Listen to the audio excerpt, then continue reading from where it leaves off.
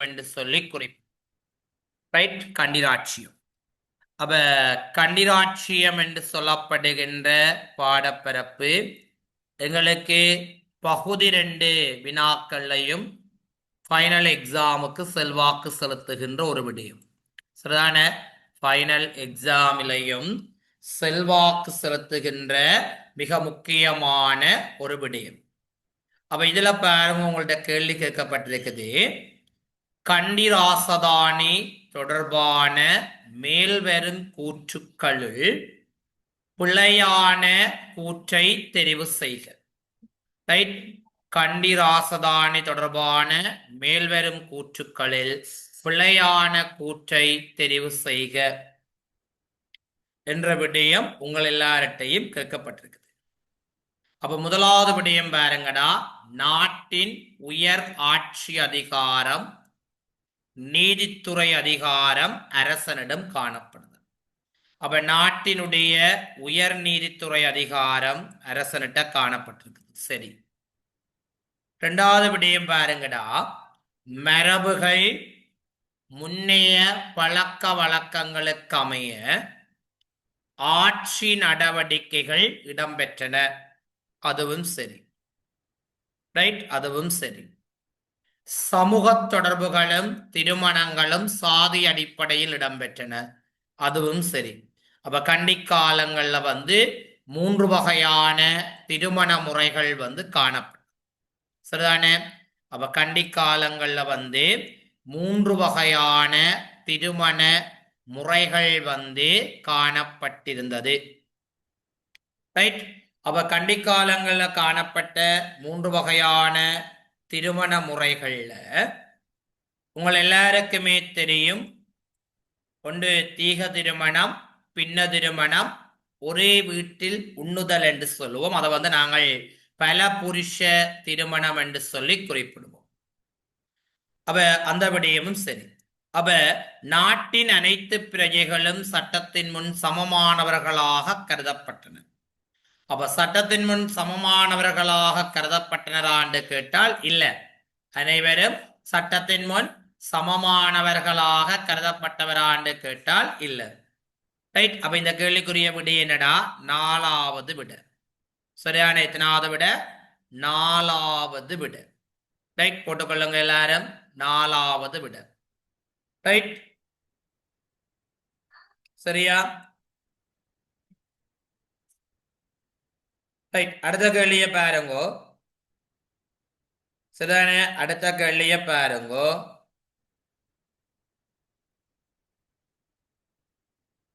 அரசனுக்கு மகன்மார் இல்லாத போது, அரசனுக்கு மகன்மார் இல்லாத போது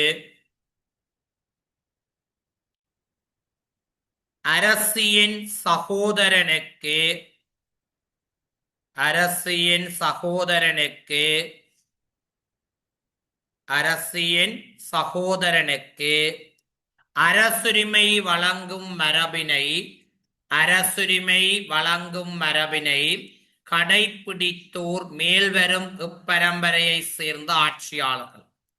அப்ப அரசுரிமையில குறிப்பாக பாருங்கோ, அரசன் என்ற ஒருவனுக்கு பிள்ளை இல்லை. ஆனா ஆரம்ப காலத்துல எங்கட ஆட்சி முறைமை எப்படி இருந்தது? தந்தைக்கு பிறகு மகனுக்கு என்று சொல்லப்படுகின்ற ஆட்சி முறைமை, தந்தைக்கு பிறகு மகனுக்கு என்று சொல்லப்படுகின்ற ஆட்சி முறைமை, அதாவது தந்தை வழி அரசுரிமை மரபு காணப்படும். பிறகு தாய் வழி அரசுரிமை மரபு, அதாவது மாமனுக்கு பின் மருமகனுக்கென்ற அரசுரிமை மரபு காணப்படுது. அப்ப இங்கே காணப்படுகின்ற அரசுரிமை மரபில அரசனுக்கு பிள்ளை இல்லாத போது அரசியனுடைய, அரசியனுடைய சகோதரன் அரசுரிமையை பெறுதல். ஆனா அரசனுக்கு மகன் இல்லாத போதும் பிரச்சனை இல்லை, அரசனுக்கு சகோதரன் இல்லாத சந்தர்ப்பத்திலையும் தான் இந்த அரசியின் சகோதரனுக்கு அரசுரிமை மாறுது. அப்ப இந்த முறைமை இந்திய மரபில இருந்துதான் எங்களுக்கு கிடைக்குது. எந்த மரபில இருந்து? இந்திய மரபில இருந்துதான் எங்களுக்கு கிடைக்குது. சரிதானே? ரைட். பாருங்க அந்த மரபு என்னடா நாயக்கர் வம்சத்துக்குரிய மரபு. இதுக்குரிய மரபு நாயக்கர் வம்சத்துக்குரிய மரபு. சரிதான? இதுக்குரிய மரபு பிள்ளைகள் நாயக்க வம்சத்துக்குரிய மரபு. சரிதான? இதுக்குரிய மரபு நாயக்க வம்சத்துக்குரிய மரபு. ரைட். இப்ப பாருங்க அடுத்த விடயம் பிள்ளைகள், அடுத்த விடயத்தை பாருங்கடா. அடுத்த கேள்வியையும் பாருங்க. ஏ தொடக்கம் இ வரையிலான இலங்கையின் அதிகாரத்துக்கு வந்த மன்னர்கள் சிலர் அரசராவதற்கு முன்னர் பயன்படுத்திய பெயர்கள் காட்டப்பட்டுள்ளது. ரைட். பெயர்கள் காட்டப்பட்டுள்ளது.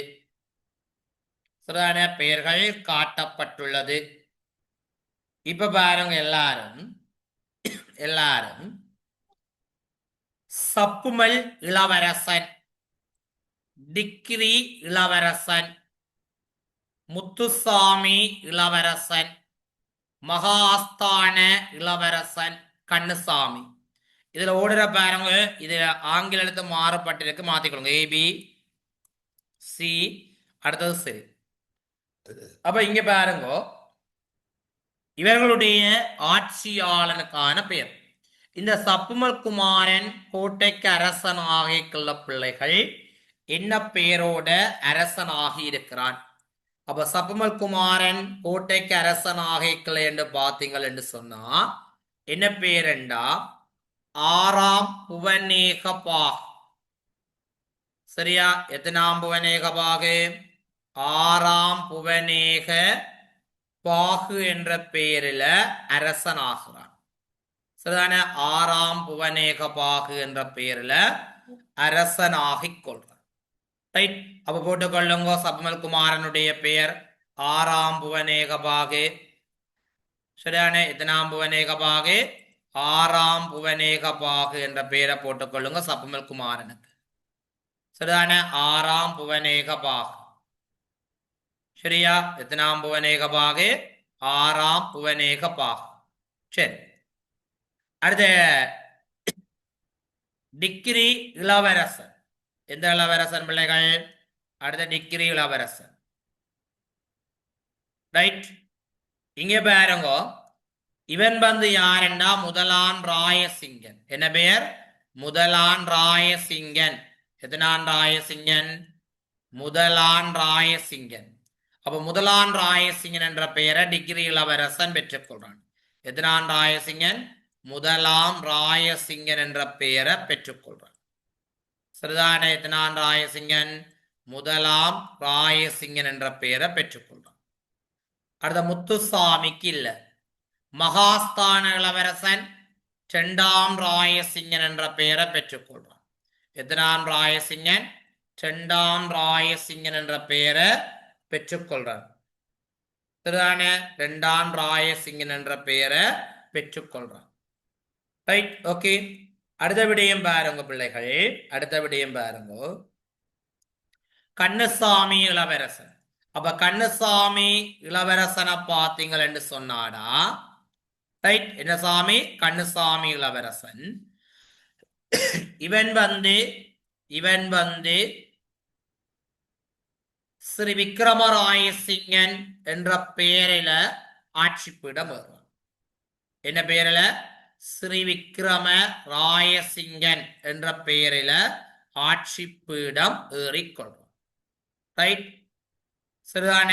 ஸ்ரீ விக்ரமராயசிங்கன் என்ற பெயரில் ஆட்சி பீடம் ஏறிக்கொள்வான். இப்ப உங்கள்ட்ட கேள்வி என்ன கேள்வி வந்திருக்குது?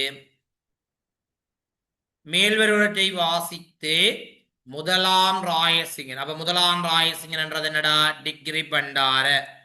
அப்ப முதலாவதுல பி வரும். அப்ப முதலாவதுல பி வந்திருக்கிற விட என்ன?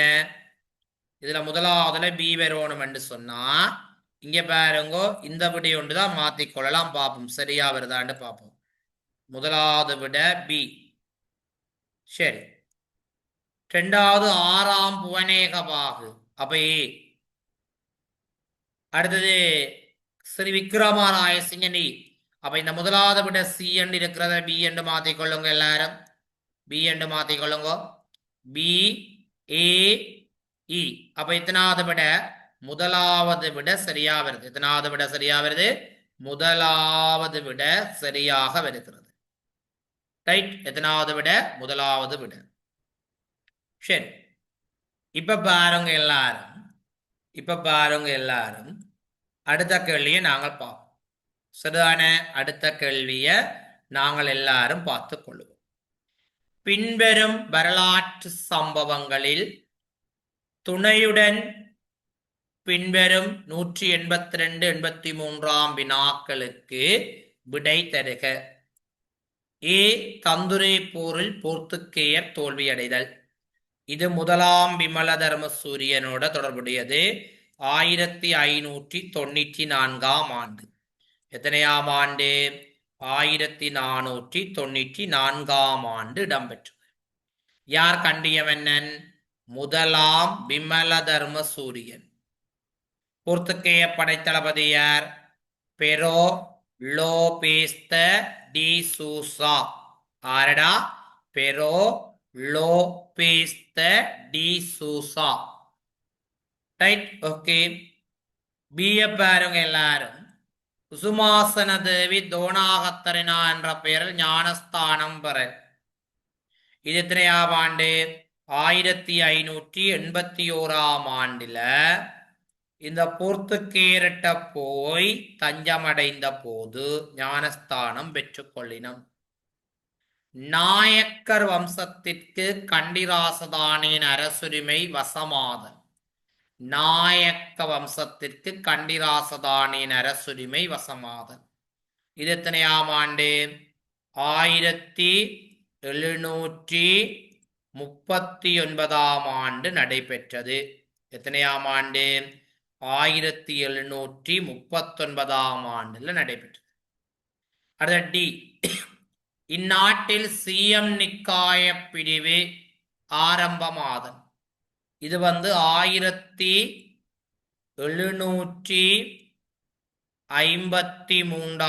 ஆண்டுல இடம்பெற்றது. எத்தனையாம் ஆண்டு? 1753 ஆண்டுல இடம்பெற்றது.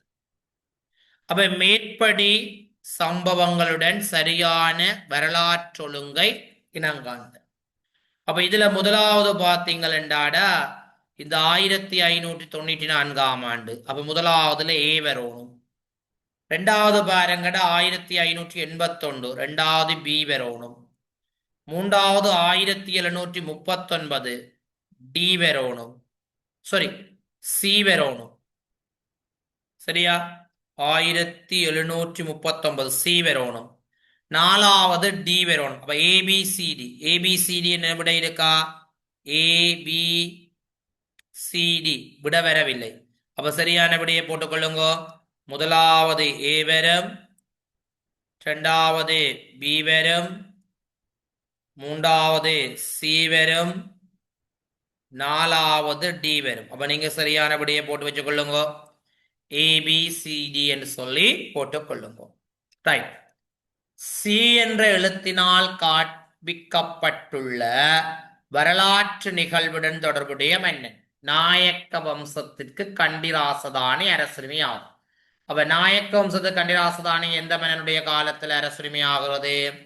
ஸ்ரீ விஜயராயசிங்க மன்னனுடைய காலம். அவருடைய காலம் ஸ்ரீ விஜயராயசிங்க மன்னனுடைய காலம். சரிதானே? ஸ்ரீ விஜய சிங்கமனுடைய காலம். BACD என்னண்டாப்பா BA? ஓ சாரி 1591. சாரி இத பாருங்க திருப்பி 1581 தானே முன்னுக்கு வரும். அப்ப முதலாவது பி வரணும். பி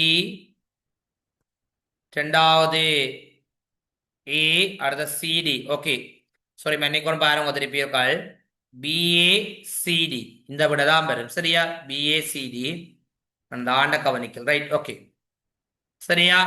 ஓகே, விட சரி. சரிதானே? அடுத்த பாருங்க. சி எழுத்தினால காட்டப்படுவது ஸ்ரீ விஜயராயசிங்கன். ஸ்ரீ விஜயராயசிங்கன். சரி, அடுத்த பாருங்க பிள்ளைகள். அடுத்த விடயம் பாருங்க பிள்ளைகள், நாங்கள் எத்தனாவது கேள்விக்கு போறோம்? அரசனின் பின்னர் அவரின்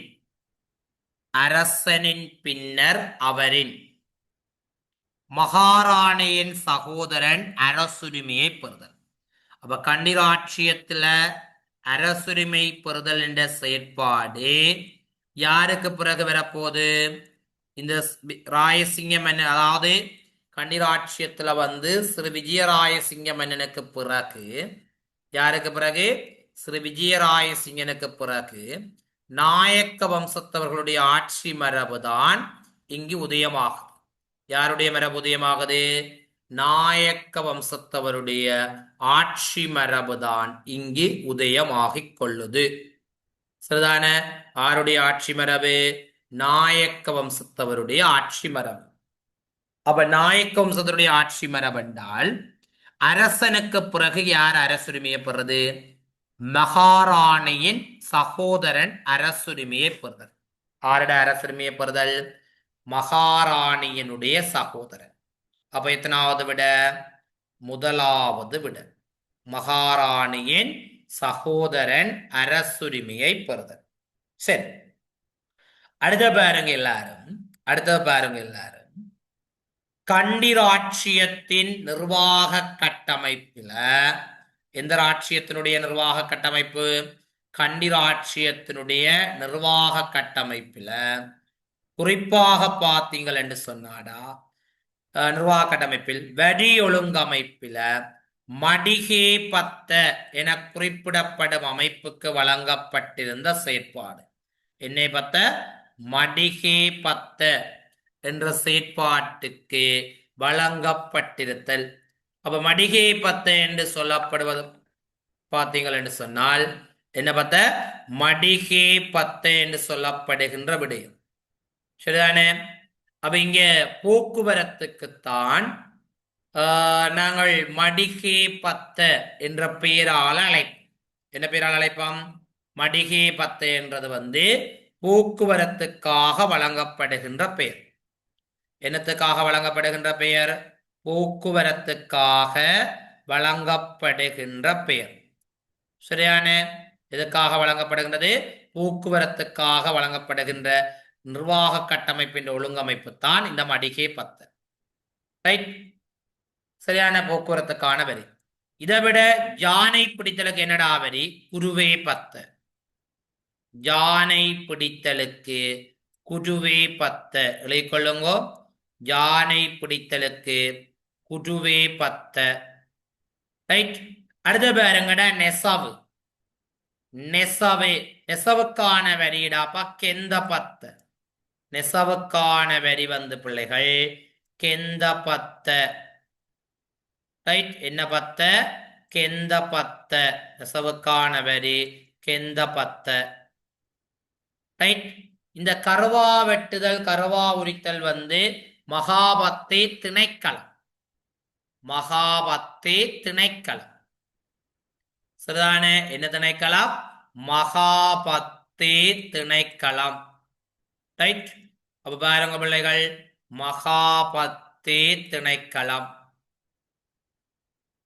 ரைட்? ஓகே, மகாபத்தே திணைக்களம் என்று சொல்லி குறிப்பிடுவோம். சரி, அடுத்த விடயம் பாருங்கடா. இந்த கண்டிராட்சிய காலத்துல பரவேணிகம். ரைட்? அதாவது இது நிலங்கள் தொடர்பான ஒரு விடயங்கள், அதாவது உரிமைகளை அனுபவித்தல் தொடர்பான விடயங்களுக்கு அவர். அப்ப பரவேணிகம் என்று சொல்லப்படுவது கிராமத்தவர்களால் பரம்பரையாக அனுபவித்து வரும் நிலம். பரவேணிகம் என்றா என்னடா? கிராமத்தவர்களால பரம்பரையாக அனுபவித்து கொண்டு வருகின்ற ஒரு நிலம். அப்ப விகாரிகளுக்கு வழங்கப்பட்ட நிலம் என்னடா? விகாரகம். வெளிக்கொள்ளுங்க. விகாரிகளுக்கு வழங்கப்பட்ட நிலம் விகாரகம் என்ற பெயரால் அழைப்போம். என்ன பெயரால் அழைப்போம்? விகாரகம் என்ற பெயரால பிள்ளைகள் குறிப்பிட்டுக் கொள்ளுவோம். சரி, அடுத்த அரச மாளிகையின் பயன்பாட்டுக்காக ஒதுக்கப்பட்ட நிலம். அரச மாளிகையின் பயன்பாட்டுக்காக ஒதுக்கப்பட்ட நிலம் வந்து கபடாகம் என்ற பெயரால் அழைப்போம். கபடாகம் கபடாகம் என்ற பெயரால வந்து குறிப்பிடும். சரிதான? கபடாகம் என்ற பெயரால வந்து குறிப்பிடும். ரதல பிரதானிமார் செய்த சேவைக்காக வழங்கப்பட்ட நிலம் என்ன? நிந்தகம் என்று சொல்லி குறிப்பிடுவோம் பிள்ளைகள். என்ன பெயரால குறிப்பிடுவோம்? நிந்தகம் என்ற பெயரால வந்து குறிப்பிடுவோம். Right, okay. நிந்தகம் என்ற பெயரால வந்து குறிப்பிட்டு கொள்ளுவோம். சரிதான? என்ன பெயரால? நிந்தகம் என்ற பெயரால வந்து குறிப்பிட்டு கொள்ளுவோம். சரி, அடுத்தபடியும் பாருங்கடா. முதன் முறையாக கண்டியை சுதந்திர ராட்சியமாக கட்டி எழுப்பியவன். அதாவது கண்டி ராட்சியம் வந்து ஆரம்பத்துல கோட்டை ராட்சியத்துக்குட்பட்ட ஒரு சிற்றரசாக இருந்தது. சரிதான? கோட்டை ராட்சியத்துக்குட்பட்ட சிற்றரசாக காணப்பட்டது. சரிதான? கோட்டை ராட்சியத்துக்குட்பட்ட சிற்றரசாக இருந்தது. அப்ப கோட்டை ராட்சியத்துக்குட்பட்ட சிற்றரசாக இருந்த இந்த கண்டி ராட்சியம் அந்த கோட்டை அரசு 6ஆம் பராக்கிரமபாகு மரணமடைந்த பிறகு அந்த அரசில இருந்து விடுதலை பெறுது. அந்த அரசில இருந்து விடுதலை பெறுது. அப்ப முதலாம் ராயசிங்கன் இவன் ஆரடா? சீதாவாக்கேண்ட மன்னன். இதனுடைய மன்னன் சீதாவாக்கேண்ட மன்னன். ஜெயவீர பண்டார கண்டியினுடைய 2வது ஆட்சியாளன். இவன்தான் இந்த விஜயபாகு கொலையோட தொடர்புடைய கண்டிய மன்னன். எந்த கொலையோட? விஜயபாகு கொலையோட தொடர்புடைய கண்டிய மன்னன். முதலாம் விமல தர்ம சூரியன் இவன்தான் கண்டியில புதிய அரச பரம்பரையை தோற்றுவித்தவன். என்ன பரம்பரைய? புதிய அரச பரம்பரைய வந்து தோற்றுவித்தவன் இவன்தான். சரிதான? புதிய அரச பரம்பரைய. அப்ப கேள்விக்கு என்ன விட? சேனா சம்மத விக்கிரமபாகு. இவன்தான் 1469ஆம் ஆண்டுல செங்கடகல என்ற இடத்தை இலங்கையின் தலைநகரமாக கொண்டு கண்டி ராட்சியத்தை முதலாவது சுதந்திர அரசாக மாற்றிக்கொண்டவன். எந்த அரச? செங்கடகலவை இலங்கையினுடைய முதலாவது சுதந்திர அரசாக உருவாக்கி கொண்டவன். Right, okay. அடுத்த கேள்வியை பாருங்கடா. கண்டி ராட்சியம் நிலம் அவற்றின் உரிமை அனுபவித்தல் என்பவற்றை அடிப்படையாக கொண்டு பிடிக்கப்பட்ட பிரிவுகள் நிரல் ஒன்றிலும் அந்த பிரிவுகள் பற்றிய விளக்கம் நிரல் 2லும் குறிப்பிடப்பட்டுள்ளன. நிரல் ஒன்றுக்கு அமைய நிரல் 2னை பொருத்தும் போது வரும் சரியான விடை. இப்பதான் நாங்கள் பார்த்திருந்த நாங்கள் கபடாகம். சரியா? அரச மாளிகையின் பயன்பாட்டுக்காக பயன்படுத்தப்படுவது. அரச மாளிகையின் பயன்பாட்டுக்காக பயன்படுத்தப்படுவது. இதுல பாருங்க பிள்ளைகள், இந்த விகாரகம் வந்து 2 தரம் வந்திருக்கு. அதை வெட்டி விடுங்கொண்டு நடுவில் இருக்கிறது. அடுத்த நிந்தகம் ரதலை என்ற பிரதானிகளின் சேவைக்காக வழங்கப்படுவது. விகாரகம் விகாரைகள் என்ற இது. அப்ப CAB என்ற ஒரு விடை இருக்கணும். சி முதலாவதுக்கு சி வரணும், 2வது A வரணும், அடுத்த B வரணும். அப்ப எத்தனாவது விட? 3வது விட. பாருங்க எல்லாரும், எத்தனாவது விட? 3வது விட வரணும். Right, okay. எத்தனாவது விட வரணும்? 3வது விட வரணும். சரிதானே? எத்தனாவது விட வரணும் பிள்ளைகள்? 3வது விட இங்க வரணும். சரி, ஓகே. இப்ப பாருங்கடாப்பா, பின்வரும் A B என்ற கூற்றுக்களை கொண்டு 189ஆம் வினாக்கு விடை தருக. இந்நாட்டின் கடைசி ராசதானி கண்டி ராட்சியம். சரியா? இந்நாட்டின் கடைசி ராசதானி ஸ்ரீ விக்ரமராயசிங்கன் கடைசி ஆட்சியாளன். இப்ப கேள்விய பாருங்கோ. கண்டி ராட்சியம் தொடர்பாக இதுதான் இலங்கையின் கடைசி ராசதானியும் ஸ்ரீ விக்ரமராயசிங்கன் தான் இறுதியினுடைய கடைசி மன்னன், இறுதி ஆட்சியாளன். அப்ப ஏயும் பியும் உண்மையானவை. ஏயும் பியும் உண்மையானவை. ரைட், ஏயும் பியும் உண்மையானவை. சரிதானே? அப்ப என்னடா விட உண்மையானவை? ஏயும் பியும் உண்மையானவை. அப்ப பாருங்க, நாங்கள் 8வது பாடப்பரப்புக்குள்ள எங்களுக்கு வந்த வினாக்களை நாங்கள் செய்தோம். எத்தனாவது பாடப்பரப்பு? 8வது வினா, 8வது பாடப்பரப்பு. அப்ப நாங்கள் இந்த 8வது பாடப்பரப்போட தொடர்ச்சியாக 10வதையும் சேர்த்து பார்ப்போம். எத்தனாவது? 10வது. ஏனென்றால் ரெண்டும் கிட்டத்தட்ட ஒரே பாடப்பரப்புக்குள்ள வருகின்ற ஒரு விடயம். சரிதானே? ஒரே பாடப்பரப்புக்குள்ள வருகின்ற ஒரு விடயம். ரைட், இந்த கேள்வியிலிருந்து பாருங்க, 200வது கேள்வியிலிருந்து பாருங்க. சரி, மேல்வரும் எந்த போரில் போர்த்துக்கேயர் கீழைத்தேய இனம் ஒன்றில் படுதோல்வி அடைந்தது? பாருங்கோ, முதலாவது உங்கள் எல்லாருக்கும் தந்துரை போர். இது 1594ஆம் ஆண்டு இடம்பெற்ற போர். இரண்டாவது முல்லேரியாவ போர் 1562ஆம் ஆண்டு இடம்பெற்ற போர். 1562ஆம் ஆண்டு இடம்பெற்ற போர். அடுத்த ரந்தனி வெல 1630ஆம் ஆண்டு இடம்பெற்ற போர். சரியா? கண்ணருவ போர் 1638ஆம் ஆண்டு இடம்பெற்ற போர். சரிதான? 1638ஆம் ஆண்டு இடம்பெற்ற போர். சரிதான? சரி, ரைட். இப்ப பாருங்க, இந்த 2 போர்களும் 4 போர்களும் போர்த்துகீசருடனான ஒரு போர்.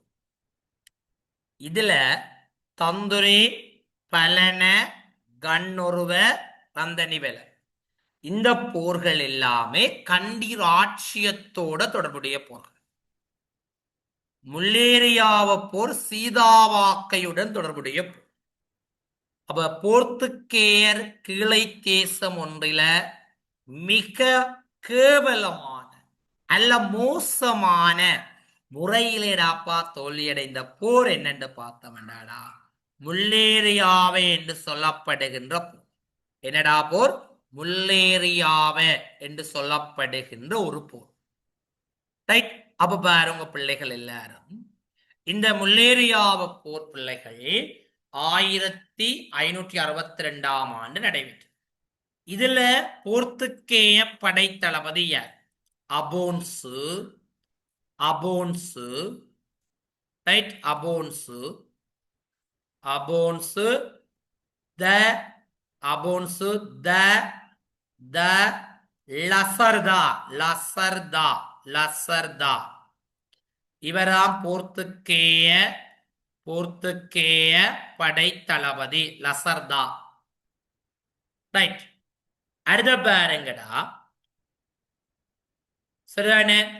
சீதாவாக்கை மன்னன், அந்த போர்ல ஈடுபட்ட சீதாவாக்கை மன்னன் ஆரண்டால் திகிரிக்குமாரன் அல்ல டிக்கிரிக்குமார்.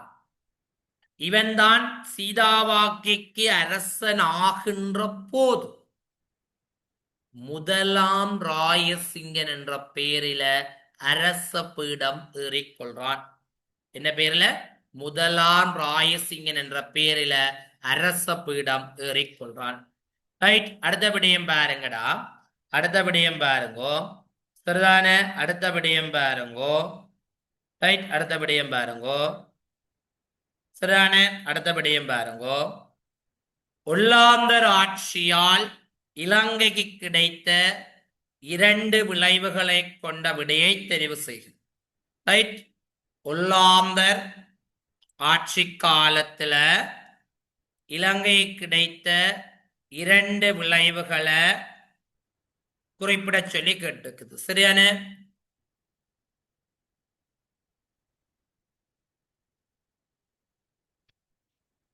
Right, okay. அப்ப பாருங்க, கருவா தோட்ட பயிர் செய்கையாக ஒழுங்கமைக்கப்பட்டமை. என போர்த்துகீயருடைய காலத்துல காட்டு பயிரினமாக இருந்த கருவா ஒல்லாந்தருடைய ஆட்சி காலத்துல தோட்டப்பயிரினமாக அறவிடப்பட்டிருக்குது. பொருட்களின் போக்குவரத்துக்கு கால்வாய் போக்குவரத்து முறை பயன்படுத்தப்படுவது. உதாரணம் கமில்டன் கால்வாய். கமில்டன் கால்வாய் கமில்டன் கமில்டன் கால்வாய் சரிதான? என்ன கால்வாய் பிள்ளைகள்?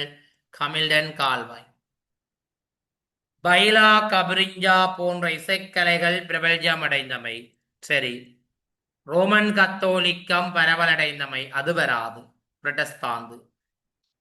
இப்ப உங்கள்ட்ட கேட்கப்பட்ட கேள்விக்கு ஒன்று மிக விளைவு ஒல்லாந்தர் ஆட்சி காலத்துல ஏற்பட்ட விளைவுகள்ல ஒன்று பார்த்தீங்கள் என்று சொன்னா கலைத்துறையில ஏற்படுகின்ற மாற்றம். என்னத்துல ஏற்படுகின்ற மாற்றம்? சொற்பிரயோகங்கள்ல ஏற்படுகின்ற மாற்றம். ரைட். இன்னொன்று போக்குவரத்து விருத்தி அடைதல். அப்ப இதுல மிக பொருத்தமான விட பியும் சியும். ஒல்லாந்தர் ஆட்சி காலத்தின் போக்குவரத்து துறையில் ஏற்பட்ட மாற்றம் ஒன்றும், அடுத்தது இந்த சொற்பிரயோகங்களினுடைய வளர்ச்சி தான் இதுக்கு காரணமாக அமைந்து கொள்ளும். ஒல்லாந்தர் தமது கீழைத்தேய தலைமையகமாக மேல் வருவனவற்றில் இந்த நகரத்தை தெரிவு செய்தனர். ஒன்று கோவா பாருங்கடா, போர்த்துக்கேயருடையது. கோவா போர்த்துக்கேயருடையது. ரைட். பாண்டிச்சேரி பிரான்சியருடையது. பாண்டிச்சேரி பிரான்சியருடையது. பத்தேவியா ஒல்லாந்தருடையது. சென்னை மெதராஸ் ஆங்கிலேயருடையது. அப்ப கேள்விக்குரிய விட என்னடா? பத்தேவியா என்று சொல்லப்படுகின்ற இடம். என்ன இடம்? பத்தேவியா என்று சொல்லப்படுகின்ற இடம். ரைட். ஓகே. அப்ப பாருங்க என்னடா இடம்? பத்தேவியா என்று சொல்லப்படுகின்ற இடம். ரைட். ஓகே.